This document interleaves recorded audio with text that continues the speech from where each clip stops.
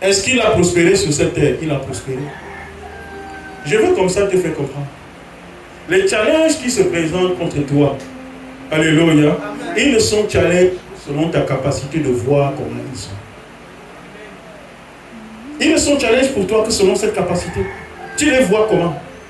Tu les vois comme des challenges, ils restent des challenges. Mais si tu vois cette situation comme un moule dans lequel Dieu est en train de te forger, Dieu est en train de te transformer pour sortir une meilleure version de ta personne, c'est que ceux qui te verront après ces challenges-là ne te reconnaîtront plus. Ils ne te reconnaîtront plus. Ils diront, mais tu es allé où? Qui t'a moulé? Dieu m'a moulé là-bas. Dans ces problèmes. Quand je dormais sans manger, Dieu m'a moulé. Quand j'avais telle situation, Dieu était en train de me mouler. Quand c'était difficile pour moi, Dieu était en train de me mouler. Alléluia.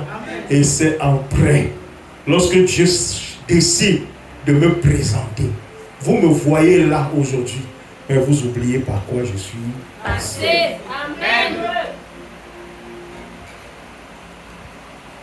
Est-ce que je suis en train de t'enseigner? Si tu es béni, acclame Jésus.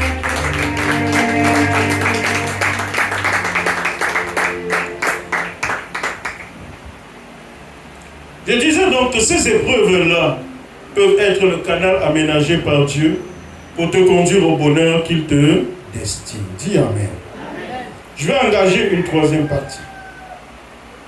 Dans 1 Corinthiens 3, verset 23, il est écrit, et c'est Dieu qui parle, il est écrit, tout est à vous. À qui? À moi.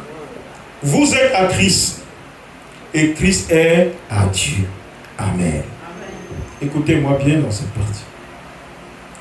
Si tu as compris le sens chronologique de ces mots que je viens de citer, tu verras qu'à la base, il est question d'appropriation. Amen. Et je m'explique. Ça veut simplement dire qu'autant Christ est soumis à Dieu, si vous demeurez soumis à Christ, tout ce qui existe sera soumis à vous.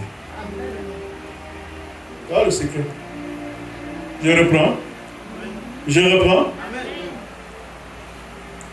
Je commence par le verset 1 Corinthiens 3, verset 23. Il est écrit.